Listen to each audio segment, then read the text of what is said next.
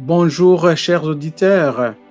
Je vais partager avec vous cette importante leçon du 11 février du premier trimestre de l'année 2023. Une fois, chers amis, un grand merci à nos abonnés pour votre soutien.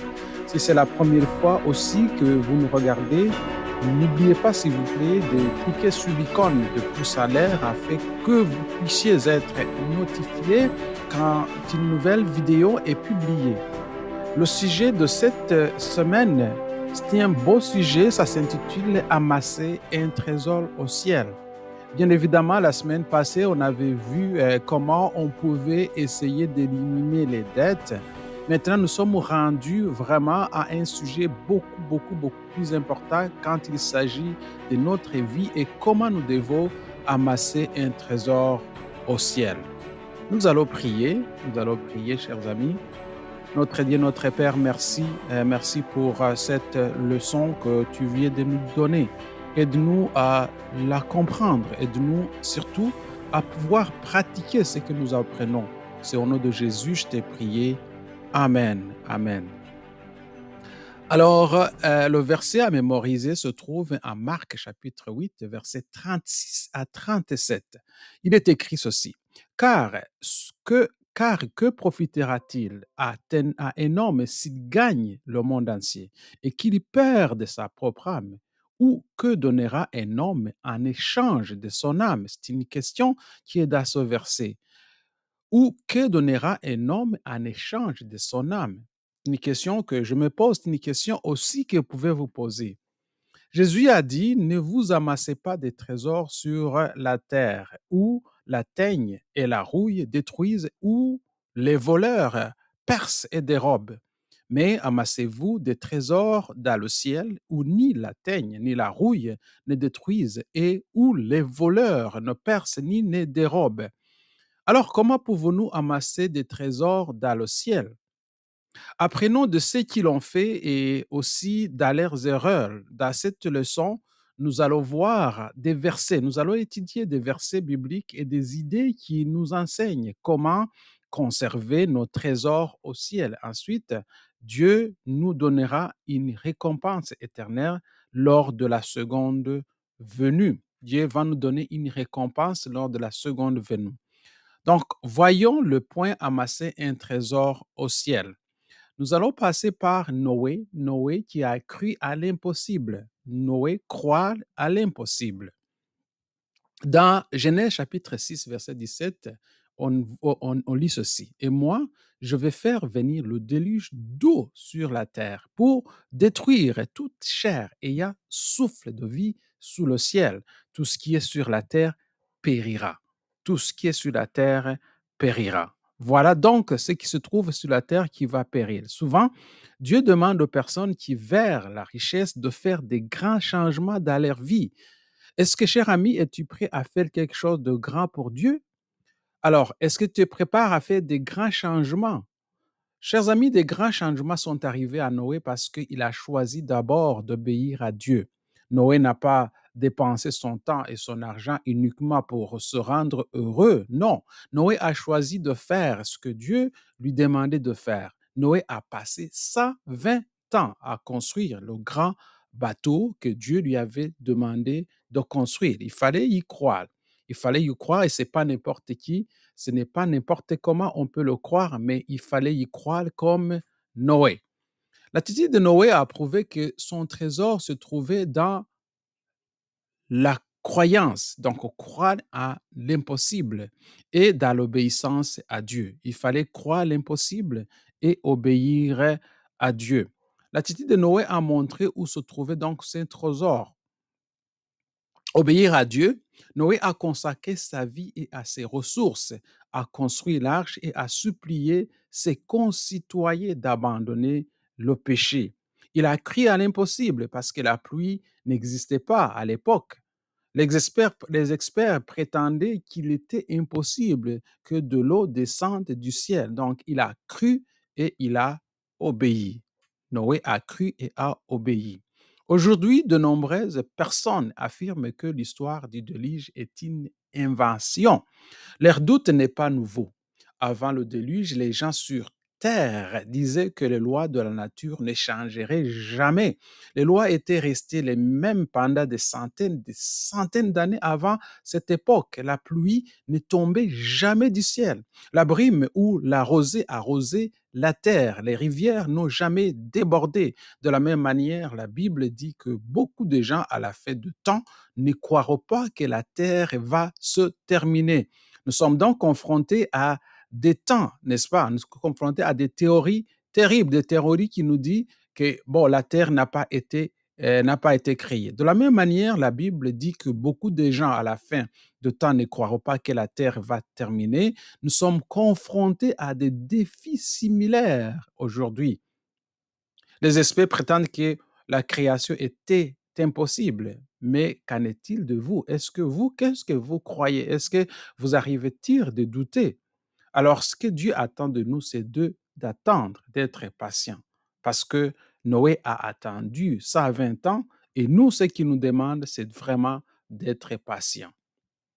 Voyons donc une autre personne qui s'appelle Abraham, obéissant, qui obéissait par la foi. Hébreux 11, verset 8, il est écrit, c'est par la foi qu'Abraham, lors de sa vocation, obéit et partit pour un lieu qu'il devait recevoir un héritage et qui il partait sans savoir où il allait. Il est parti sans savoir où il allait. C'est vraiment, ça prend un acte de foi. Abraham est considéré comme le père de la foi, n'est-ce pas? Son premier acte de foi a été de laisser derrière lui tout ce qu'il avait les trésors de la terre afin de recevoir ce que Dieu promettait, les trésors du ciel.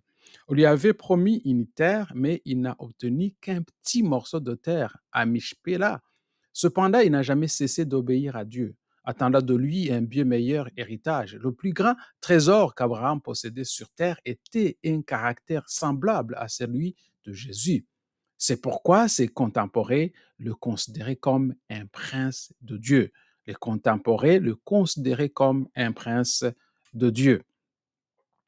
Chers auditeurs, la plupart d'entre nous ne voudraient pas quitter leur maison, leur famille et leurs amis, mais Abraham l'a fait. Abraham était heureux d'être là où Dieu voulait qu'il soit. Au cours de leur vie, Abraham, Isaac et Jacob n'ont pas obtenu la terre que Dieu leur avait promise, mais ces hommes ont quand même fait confiance à Dieu. Donc, leur vie n'ont pas obtenu, n'ont pas vu ça de leurs propres yeux, ce qu'ils avaient été promis. Mais ces hommes ont quand même fait confiance à Dieu. Est-ce que vous faites confiance à Dieu? Voyons Moïse donc. Moïse, le rejet de ce monde. En Hébreux 11, versets 24 à 25, nous lisons, c'est par la foi que Moïse, devenu grand, refusa d'être appelé fils de la fille de Pharaon, aimant mieux être maltraité avec le peuple de Dieu que d'avoir pour un temps la jouissance du péché. D'avoir pour un temps la jouissance du péché. À quoi Moïse a-t-il renoncé? C'est une question. Qu'a-t-il obtenu en échange? Moïse était le fils de Hatshepsut et l'héritier de Thutmose II. Il aurait pu devenir le prochain pharaon d'Égypte, n'est-ce pas? L'Égypte était l'empire le plus important sur terre à cette époque. Moïse a renoncé à la plus haute position que quelqu'un pouvait avoir à l'époque. Il a rejeté toute gloire et tout plaisir mondain et a choisi d'accomplir l'appel de Dieu à libérer Israël de l'esclavage. Il considérait les promesses de Dieu comme ayant plus de valeur que l'Égypte, n'est-ce pas? Il a rejeté toute gloire et tout plaisir mondain et a choisi d'accomplir l'appel de Dieu à libérer Israël de l'esclavage. Il considérait les promesses de Dieu comme ayant plus de valeur que les trésors de l'Égypte, car il avait en vue sa récompense. Il voyait très loin sa récompense. Il voyait des bonnes choses pour lui et il a considéré que les promesses de Dieu avaient beaucoup plus de valeur que les trésors de tout l'Égypte, de cet empire qui était un empire grandiose. Point numéro 4, l'avant-dernier point, on nous parle de Lot qui laissait son monde derrière lui. Lot laissait ce monde derrière lui. Lot habitait dans les villes de la plaine et planta sa tente jusqu'à Sodome. Nous lisons ça en Genèse chapitre 13, verset 12. Alors, Lot, vous savez, vous connaissez bien l'histoire de Lot. Lorsqu'Abraham proposa à Lot de prendre des chemins différents, Lot veut, donc il voulait des trésors sur terre et a convoité la plaine du Jourdain. Il a été progressivement attiré par l'appel de la ville.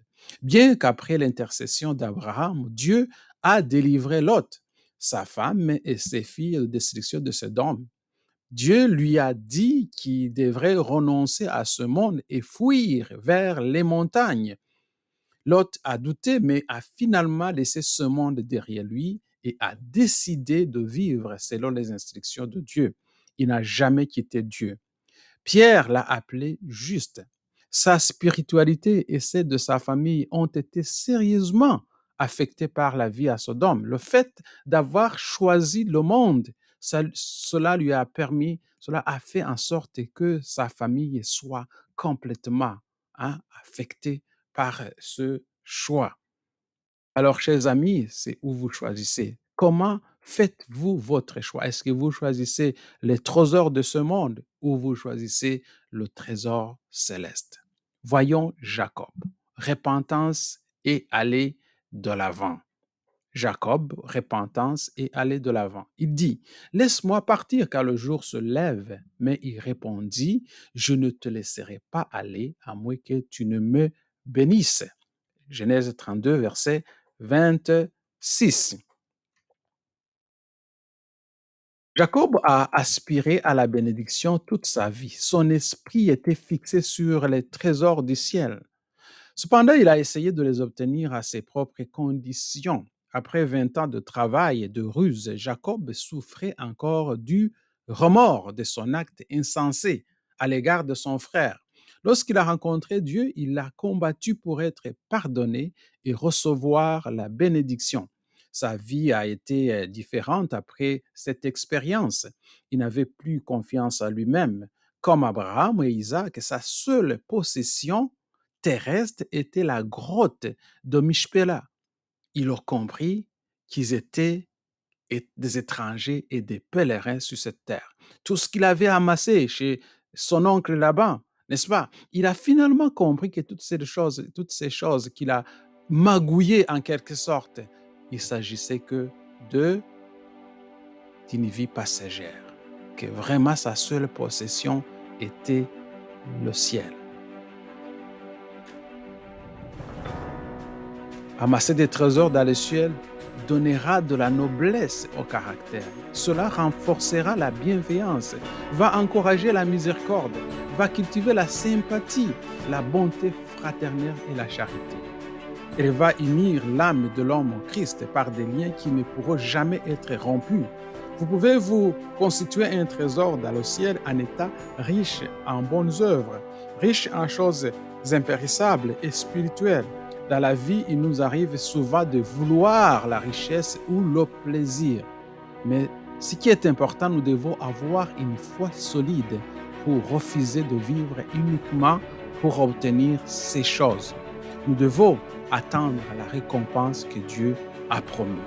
Nous devons attendre, parce que Dieu nous a promis que si nous l'aimons et si nous gardons ses commandements, si nous lui sommes fidèles, notre trésor est bien gardé au ciel.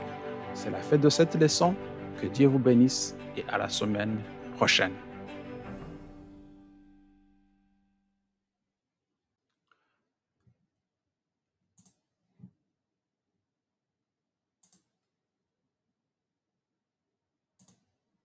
Bonjour, chers auditeurs. Je vais partager avec vous cette importante leçon du 11 février du premier trimestre de l'année 2023.